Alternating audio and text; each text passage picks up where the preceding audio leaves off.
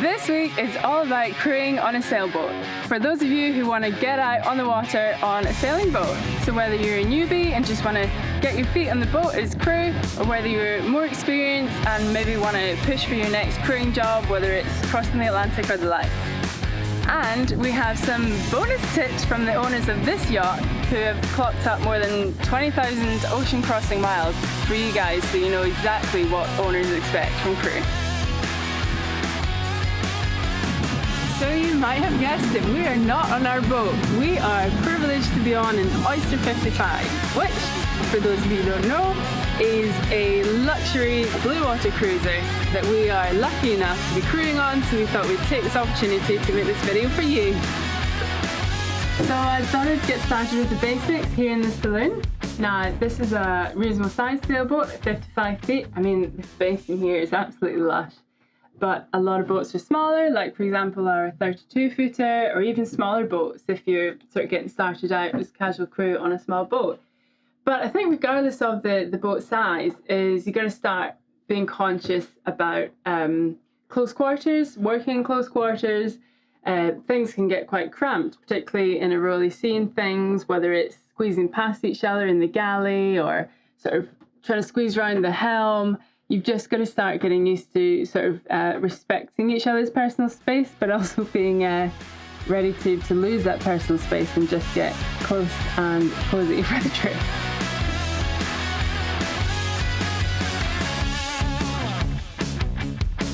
When you're on a longer passage, the skipper, first mate and crew will have a shift pattern to share the time between the long passage as who's on watch, who's doing X, Y and Z.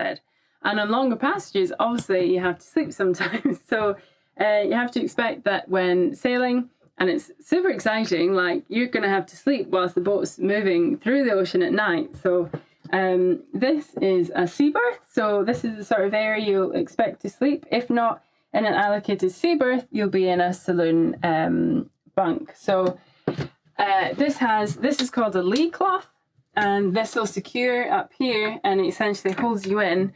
When the boat's heeling over it, either way, you can't roll out of bed.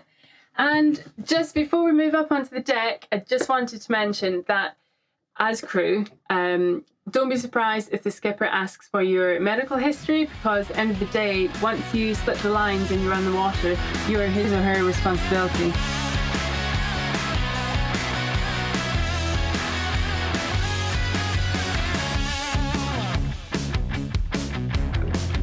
So now that we're on the water, I think it's important to mention the fact that when you're sailing, you really can't sail with a timetable.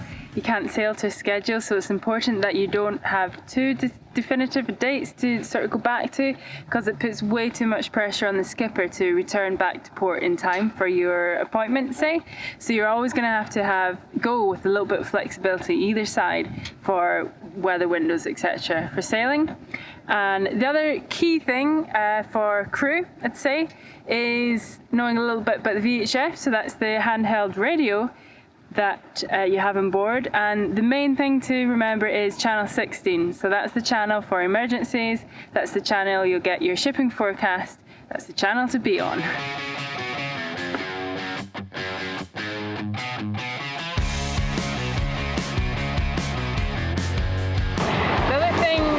Skippers would be pretty happy if you are aware of are the basic sort of safety measures on board. So you've got safety equipment which is fairly standard across all boats. So that's the likes of your throw line, you've got your sort of safety buoy, your life buoy, you've got a dam buoy which is like a longer pole that you throw in that essentially marks where a man overboard might be. It's got a flag on the top. You've got your life raft, you want to know where that is, and they might have like a safety harness that you can throw overboard to help get a man overboard back on board. As a beginner crew member, you're expected to know some basic knots, but not too many, so don't worry about it. And I think to give you the confidence, when you step on board, you probably want to familiarise yourself with some of the boat terminology. So you've got the bow, the front of the boat, the stern, which is the back of the boat. I'm an air hostess. You've got halyards, which are the ropes that basically hoist the sails up. So they're typically on the mast. And then you have sheets, which in basic terms, control the sails. And then you have cleats, which are typically at the bow and at the stern and midships. They're what you use to moor up with a simple cleat hitch. And I'm now going to pass you over to Chris to go into the more in-depth things for crew members. So when you get to having a little bit more experience, you'll be expected to do a little bit more responsibility maybe. You'll definitely be expected to know some certain knots. You're going to need to know how to tie a fender on. You're going to need to know how to tie a bowline. And other things such like maybe a prusik knot, that's a handy knot to know. Not essential, but maybe a rolling hitch, that's a really good knot to know. Other things you'll be expected to know as you get a little bit more advanced, you're going to need to know some anchoring skills. You're going to have to know what a snubber is for and how that works. Understanding how to figure out if your boat is dragging whilst dropping the anchor, really quite an important thing. You know, moving back along the boat, we're looking at such likes as sail trim. That's an important thing to think about. We need to think about how the tracks work on the boat and how that affects our performance of the sails. So that obviously runs straight into your terminology. You're going to need to know what these things are: jib tracks, genoa tracks, control lines and all these sort of things. There are lots of complex ropes, but you're not expected to know too much.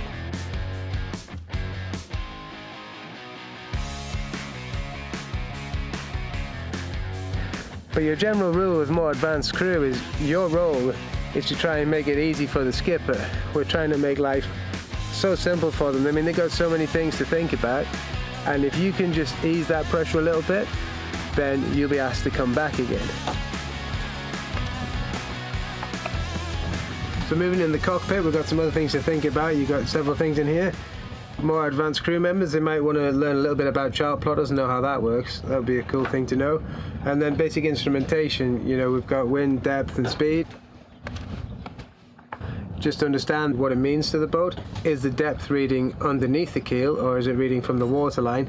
I mean, how shallow is too shallow? Important things that'll change from boat to boat, which you go on. And understanding from the actual wind instrument what you've got in the way of wind. So we've got the wind strength, and we've also got the direction of the wind, and how are we going to translate that to make the boat move. Sail setting by this point should come relatively naturally, which would be good. Other things at the helm, you should be able to steer a course to a bearing, and you should understand that there's magnetic bearings and there's true bearings, and you should know when someone tells you to steer to a bearing which one you're steering to. That would be helpful. Another thing for those a bit more advanced, the likes of lights. So we're talking about navigation lights. You won't be expected to know everything, but something cool to know would be cardinal buoys and maybe just port and starboard hand buoys. That would be handy.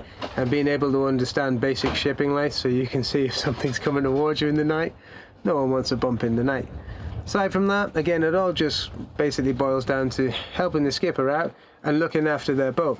At the end of the day, if you're in the middle of an ocean and your boat breaks, there's only you going to fix it, but there's only you going to prevent it from getting broken. So you need to be thinking about stuff like, don't sheet your sails in too tight.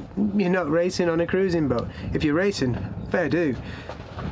If you're cruising, you're maybe just going to ease them out a little bit. You don't want a sail chafing off the spreaders or the cap shrouds.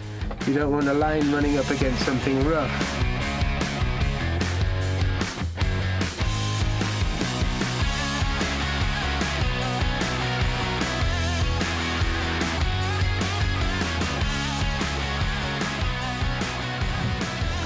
Alright, so this boat's got running backstays. These help us to strengthen the rig for certain sailing situations. I'm not going to talk about that today. What we're going to talk about here is just basically use this as an example of what to do and what not to do when we're thinking about looking after somebody else's boat. I can clip this straight on to the tow rail, but this metal is going to point load the aluminium and it's going to cause havoc with it, and you see loads of tow rails chewed up. So Simon on this boat's got these soft shackles that he's made up. These things are fantastic. We just loosen it, pop it through, and then pop the nut through. And these things create a nice attachment point which we can clip that onto. And then we can snug the backstays down on a winch if we want to. So we've got rid of all of the chafe, and that's a really good thing. So the only other things that we need to think about are those guys who are really pushing the envelope a little bit further, and they may be looking for like paid work or something like that. So these guys are going to be on coded vessels. So those guys, they really need to be looking for a seaman's card. For those who aren't going on coded boats, well, that's not so bad, but you're still going to have to bring something to the party. You know, maybe you've got mechanical knowledge, or maybe you've got electrical knowledge as well, or maybe you've just took thousands and thousands of sea miles. If you want to get paid for the job, you're probably going to have some kind of qualification, even maybe, you know, a day skipper's or something like that. For many people in the ocean, they're going to specify that as a minimum, and it's not necessarily because they want that themselves. It could be just down to the insurance company that says you can't go across there unless you've got so many certified people on the boat. Okay, quick flashback to the cockpit. Just going to talk about winches and clutches.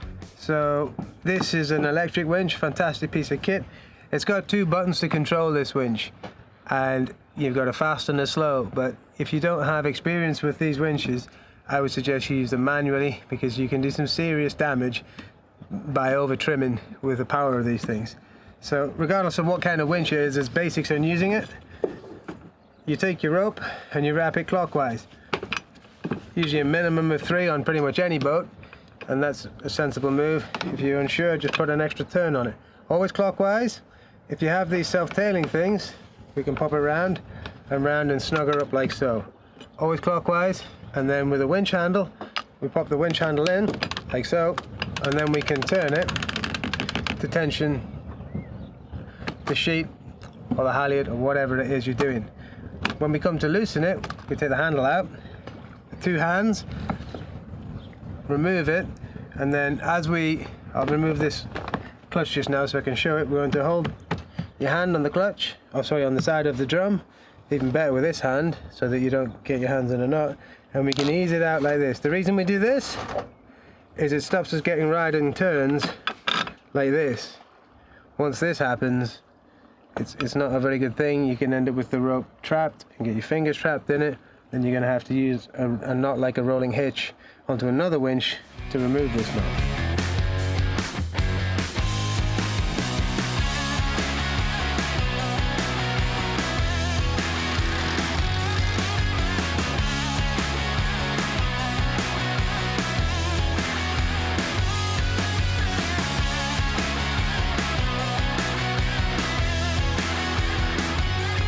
Now, when it comes to these clutches, you see clutches getting damaged all the time. If I snug up this rope and I lift this clutch, this now gets very tight here. So before we try to remove the clutch, we want to put a little bit of tension onto the winch, like that, just to pull the rope through a little bit. That eases the cam inside of the clutch, and now it's super light to release it. So never force a clutch lever, because you will bend it and you will break it. This is a great way to do that. So again, always looking after the boat and trying your best to look after the crew. And that's pretty much all there is to it. And now it's time for some bonus tips from the owners of this yacht, who have got over 20,000 nautical miles under the belt. These guys are really worth listening to for what they think is necessary in crew. So this is the lovely Simon and Rachel from the Oyster 55 that we have been sailing this week. And so we've just got a few questions for you guys. Sure. First one, how long have you owned the boat for? This boat, nearly 5 years. 5 years, nice. It's gone very quickly. It's gone very quickly. And how many times have you guys had crew on board? About half a dozen times now. Yeah, nice. So very experienced in this area. And short and sharp. I'm going to ask both of you the same question. Start with Simon. What are the 3 main things that you look for in crew? Shoot. I think really it's about fit, and it's about the ability to get on with people, not really be terribly high maintenance, and be able to contribute things. And if they can't contribute things, at least they will do as they're asked. Yeah, cool. Flexible. And Ruth? Yeah, I think to respect the skipper, even if I don't. So yeah, obviously you have to know that you're confident with the skipper as well, because your life is in our hands. And yeah, just to be aware that this is our home as well as an adventure, and there's the less glamorous side of sailing. So no matter what you've got to bring to the party, you can never go wrong with offering to do cleaning and washing up and things like that. So Jenny here did the food prep on her birthday. Massively impressed by that.